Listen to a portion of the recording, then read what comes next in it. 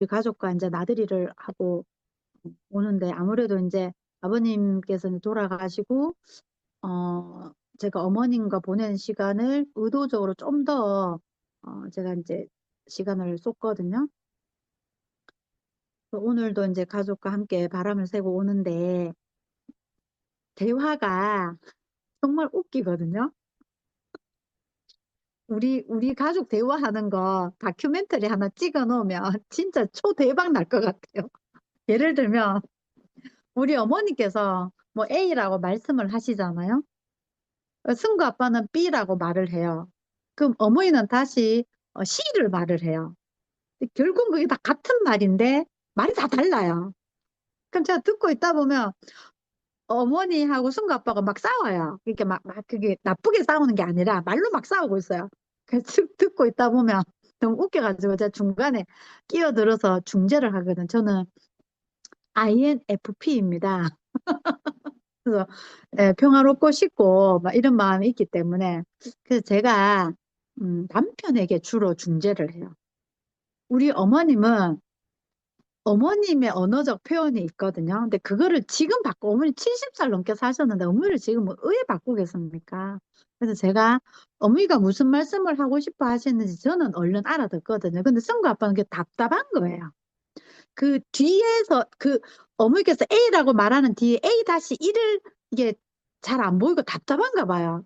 그래서 엄마 하고 막 이렇게 자꾸 옳은 말을 해요. 승구 아빠는 여기 나오죠. 사람은 옳은 말로 상대를 이렇게 하는 게 아니라 그랬잖아. 이렇게 여보, 어, 여보가 생각하기에 엄마가 틀리다고 생각하니까 여보가 자꾸 바르려고 하지. 엄마는 틀린 말을 한 게 아니야라고 하는 거죠. 단지 여보가 원하는 표현을 하지 않은 거예요. 우리 승구 아빠가 듣기에 원하는 표현을 하지 않고 다른 표현을 하니까 틀리다라고 자꾸 승구 아빠가 끝까지 바르려고 하는 거예요. 엄마, 엄마 하면서 그런 것들. 그래서 여보 그러지 마. 엄마는 엄마 그냥 엄마의 모국어가 있어. 뭐 번역이 필요하면 나한테 물어 이렇게 하는 거죠. 그래서 그냥 엄마가 A라고 말하면 여보가 B로 알아들었더라도 그냥 네 하고 넘어가고 답답하면 나한테 물어줄래 이렇게 한 거죠. 그럼 내가 번역해 줄게 이렇게 하면서 이렇게 웃고 또 넘어가거든요. 진짜 웃겨요. 자, 자, 오늘부터는 그러니까 오늘은 5장 마무리를 하게 됩니다. 질문이 달라지면 답도 달라진다. 앞에 기억하시나요? 좋은 질문과 급하게 대답해야 되는 건 없어요. 나에게 어떠한 질문이 더 내 삶을 잘 바라보게 할 수 있는가가 그 질문이 나에 대한 질문이죠. 음, 어, 뭐 좋은 질문, 틀린 질문 막 이런 게 있을까요? 질문은 어떤 질문이라도 자기에게 하는 거는 굉장히 유익하고요. 이제 그 질문을 했을 때 내가 나오는 해답이 어떤 거냐에 따라서 달라질 수 있겠죠. 그래서 질문을 바꾸면 답이 달라지는 거예요. AI도 그렇잖아요. 어떤 질문을 하느냐에 따라서 얘가 답을 내주는 게 달라진단 말이에요. 그래서 한번 볼게요. 239페이지, 242페이지 사이에 있는 내용입니다. 책이 있으신 분은 한번 펼쳐보세요. 239페이지 펼쳐놓고 할게요. 자, 질문의 종류가 두 가지가 있습니다. 박스 안에 거 한번 볼게요. 첫 번째 질문. 음, 자, 여러분이 여러분 스스로에게 오늘을 한번 질문해 볼게요. 자, 지금 오늘 하루를 살아냈잖아요. 지금 벌써 9시 23분, 지금 어디 나가시진 않을 거잖아요. 자, 오늘 하루를 잘 마무리했다 생각하고 나에게 오늘 잘했니? 이렇게 묻는 거죠. 내가 나에게 오늘 잘했니? 명희야, 너 오늘 잘했어? 응. 오늘 얼마나 보람된 일을 했어? 이렇게 질문하는 게 있고요. 자, 두 번째 질문. 넌 누구야? 제2국어를 하는 지금 이 순간이 너한테는 어떤 거야? 진심으로 원해서 하는 거야? 재밌어? 이런 말을 해주는 걸까? 이게 틀리고 맞고가 있을까요? 그래서 어떤 질문이 나에게 더 좋은 질문인가? 나에게 더 좋은 질문인가? 예전 같으면 1번이라고 했을 것 같아요. 지금은 제가 늘 2번을 치열하게 저에게 질문합니다. 질문 2를 훨씬 더 치열하게. 1번을 할 때도 아유, 오늘 좀 보람된 것 같기도 하고, 아닌 것 같기도 하고, 뭐 잘했는 것 같기도 하고, 아닌 것 같기도 하고, 뭐 이런 날도 있고. 그죠?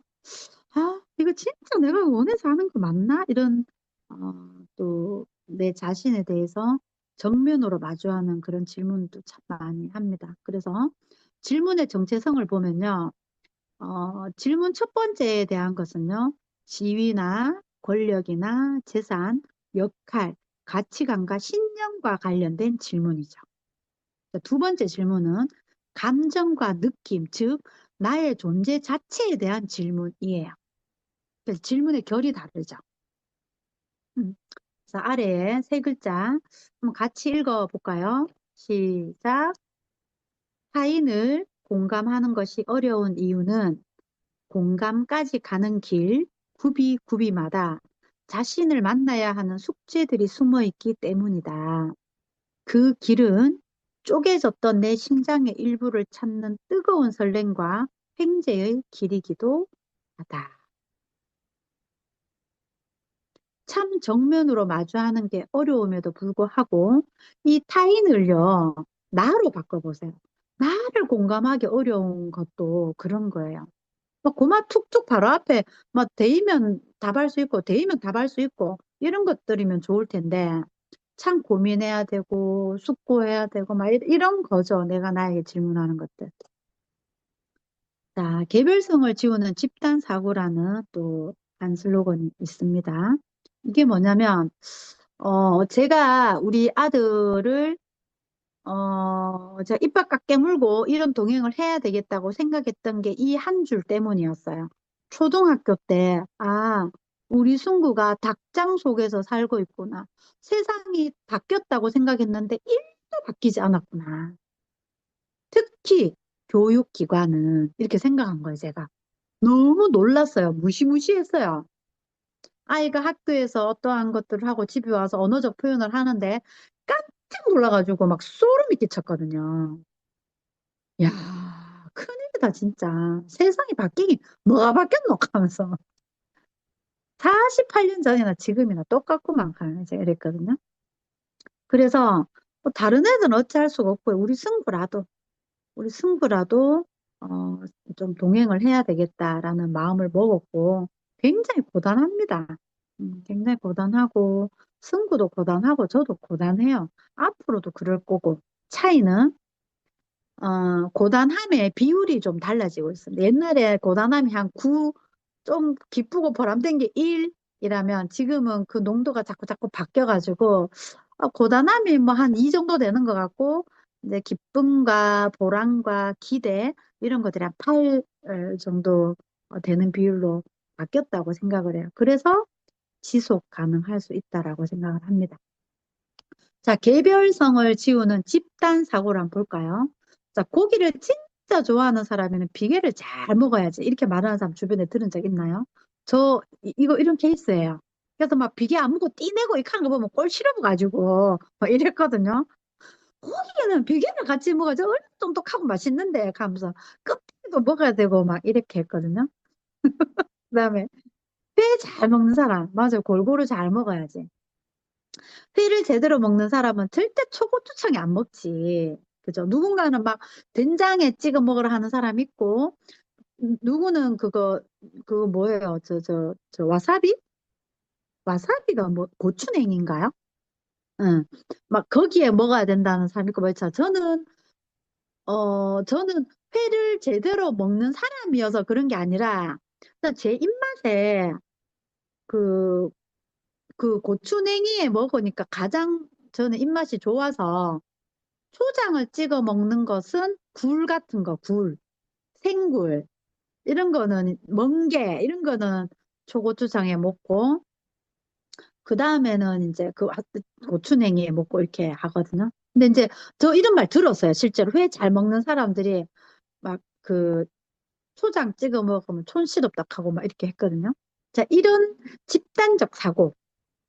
그렇다고 대한민국의 한 80%가 이런 말을 하나요? 아니거든요. 그럼에도 불구하고 우리는 소수가 내어놓은 의견이 마치 집단적 사고인 것처럼 인식되기도 하는 게 우리 사회입니다. 근데 정신 바짝 차려야 된다니까요. 목소리 좀 크고 영향력 있는 사람 말이 곧 그게 기준인 것처럼. 음. 자, 이제 이런 말들을 통해서 우리가 살다 보면 예를 들면 이런 거 있잖아요. 밑에도 나오지만 뭐 자수성가한 사람, 성공한 사람, 엄마라면, 아빠라면, 자식이라면, 아들이라면, 딸이라면, 선생님이라면 뭐 이런 것들 있죠. 예, 그런 어떤 집단적 사고 앞에서 내 눈앞에 있는 자, 세 번째 줄 하겠습니다.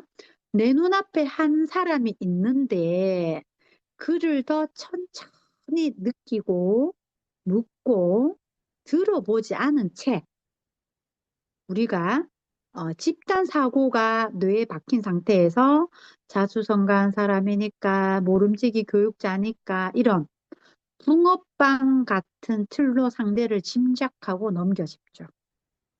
저도 그러해요. 지금도 그러합니다. 뭐 제가 제2국어 한다고 무슨 뭐 성스러운 사람이 아니고요. 하루에 뭐 한 7, 80%는 삑살이 나고 그래도 한 20%좀 정신 차리가 살려고 하는 그 노력이 제2국어이거든요. 이 또한 비율이 점점점 더 많아지겠죠. 제2국어 점점점 많아져서 보다 좀 윤택한 삶을 살지 않을까 저에게도 이제 기대를 하고 자, 집단 사고는요. 유일성이나 개별성 같은 존재에 어떤 언어가 나왔나요? 심리적 S라인. 예쁜 말이죠, 여러분.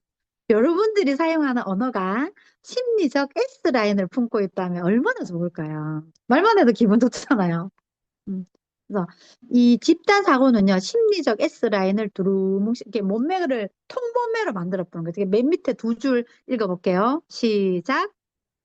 꾸준한 운동으로 섬세한 라인이 생긴 몸매를 부대자루 같은 펑퍼짐한 원사이즈 옷을 입혀 아름다운 몸의 곡선이 드러나지 못하게 꽁꽁 묶어두는 것이나 마찬가지다. 막 몸매를 확 심리적 S, 이게 몸매가 진짜 S라인 된 사람의 펑퍼짐한 옷을 입나요? 요즘은 또 의도적으로 그 박스 옷을 입기는 하긴 해요. 근데 잘 보세요. 저처럼 살찜이 좀 있는 사람이 박스 옷을 입는 것과 날씬하고 키 큰 우리 김나림님 같은 분이 박스 옷을 입는 것은 이 뽀대가 달라요. 뽀대가 다르거든요. 다 같은 박스 옷이라도 속 몸이 어떠냐에 따라 그 또한 겉으로 드러나는 게 달라지죠. 그래서 여러분 심리적 S라인을 잘 품고 있다면 설사 부대자루 옷을 입어도 달라요, 뽀대가. 두루뭉술하게 표현을 하더라도 제2국어를 잘 익히고 그게 삶에서 실행되고 있는 사람은 다르다고요. 상대가 느끼는 느낌이 달라서요. 자, 그래서 여러분,